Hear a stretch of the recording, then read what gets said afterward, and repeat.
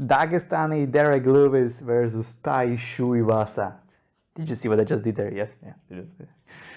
This was one of those fights that we knew is going to be a banger. A banger. Both of those fighters are there to kill or get killed. Sadly, it's also one of those fights where you just don't want to see any of those fighters lose because Derek Lewis is just hilarious. First of all, hilarious fighter. Second of all, he's a fucking beast. Shoeyvasa is a very charismatic fighter, but also he's an incredible beast. So it's one of those fights like, oh my god, it makes so much sense to put it together, but at the same time you just don't want to see one of them lose. And sadly, we've seen Tuivasa defeating Derek Lewis. But let's go through the fight because there's a lot of happened that people, I believe, didn't notice. First of all, the wrestling by Derek Lewis. Are you kidding me? Who in their sane mind can think that Derek Lewis will try to wrestle her? I mean, he said before the fight that he's all-American, but let's be real. I mean, oh my god, it was one of the highlights of his entire career. Him just picking the leg up of Tuivasa and just dropping it down. I mean, holy shit. Did they just like ship Derek Lewis to Dagestan for like a month before the fight? They just brought him back like, hey, this is your game plan. You're gonna wrestle, okay? It was absolutely insane, but I love it. Because imagine if Derek Lewis actually got down to some decent level of wrestling. What could he become? And I'll tell you. Imagine Daniel Cormier, DC, with an insane knockout power. That's what Derek Lewis could become. I mean, not really, but like, Derek Lewis has an insane knockout power. And imagine if he could just wrestle a little bit. Just him laying on top of someone will gas them out. Like, he's just too big and too heavy. If he just manages to take someone down and just lay on top of them, it's over. Like, the person will be just gassed out. And it was a very good improvement, him just trying to wrestle and just do something. I really didn't expect it, and I bet that Tuivasa didn't expect it either. It was a shame that it was really sad that it ended the way it ended, because actually seeing improvements from someone as Derek Lewis is a very good thing. Because it's similar situation as Francis Ngannou. Everybody thought he's just a knockout artist. But once remember when he fought again Stipe Miocic in their rematch, and he defended the takedown, the fight was over. Like, once we saw that, the fight was over. So there is levels. Once these fighters who have this insane power start improving, and especially in heavyweight, oh my god, who can stop them then? Who can stop them? So Tuivasa made a huge climb in the rankings, and it was a good fight. I mean, his chin is made out of it's like a diamond. You cannot just crack it. It was wild. Derek Lewis can knock out anyone. And he was hitting him with some clean punches to the head. And Tuivasa just took it all. He was a little wobbled, but just he took it all. It was absolutely insane. It was basically everything that fight promised, it brought out. It was just amazing. And Tuivasa, on the other hand, he showed some good clinch.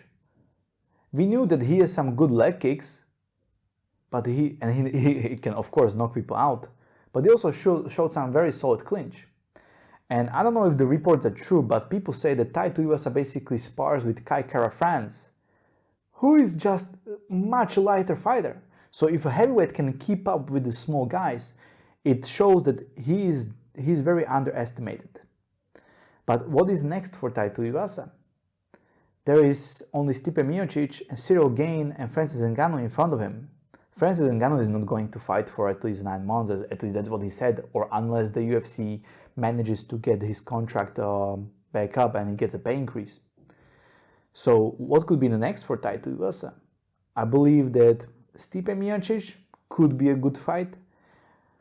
Stipe, I don't know what's up with him. I don't know if he recovered after that KO from Ngannou in their rematch, because we've seen him going back to being a firefighter. It is what he is doing and always done. I don't know if his head is back in the game at all. And there is Cyril Gane. And I don't think that Tuivasa stand a chance against Cyril Gane. Cyril Gane is just too good. He's just too good. The only person who could defeat him was literally the champ, Ngannou. And he had to wrestle him. And I believe that Tuivasa is not a wrestler. So if Ngannou had to wrestle Cyril Gane just to defeat him, I believe that Tai Tuivasa doesn't stand a chance against him, but I would like to see if he can just, if he can stand his own. Maybe he can survive for long enough for Cyril Gane to make some really bad mistake and then just get in a close range or whatever. But Cyril Gane, his first martial arts was Muay Thai. So if someone is such a skilled striker and also comes from Muay Thai background, I don't think that Tai Tuivasa has something to show against him, especially when we've seen how Gane basically just took Derek Lewis apart. Then there's Curtis Blades, and Curtis Blades versus Tai Tuivasa in some sort of title eliminator match. I could imagine that. That would be an interesting fight. And why? Because Curtis Blades showed improvements after his KO loss to Derek Lewis. We know that his chin has been cracked multiple times, but he also showed improvements that he's aware how to keep a distance, how to manage the fight. So for him, it's all about not getting cracked and not getting killed in the first or second round. Tai Tuivasa, on the other hand, he's one of those, he's literally, I would say, an improved Derek Lewis. Why? Because he knocks out people similarly as Derek Lewis. He has absolutely strong chin and skull made out of the iron. His fights are just ugly. Let's be real.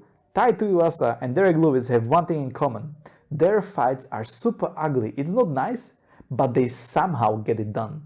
And everybody's like, what just happened?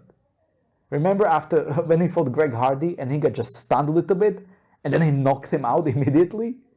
Or when Derek Lewis unleashed on Tai Tuivasa and he somehow survived, clinched Derek Lewis and then knocked him out with an elbow. It's not pretty, but he gets the job done somehow.